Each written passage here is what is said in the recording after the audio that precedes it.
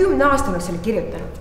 Sul on mingi suvaline tüüp, kes jookseb majade vahel, aga sul oleks vaja möllu, sul on vaja intriigi. Kujutage ette. Higine, rebitud särk, dramaatiline taustalugu. Noh.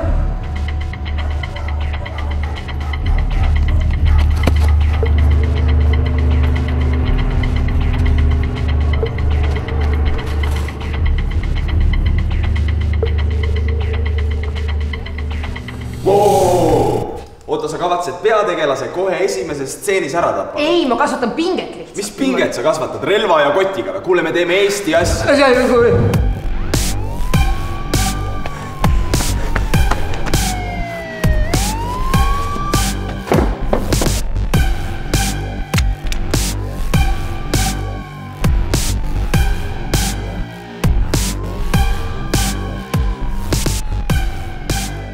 Hallo, ma ei jaksa enam, tee midagi, palun. Kellele ta nüüd helistab?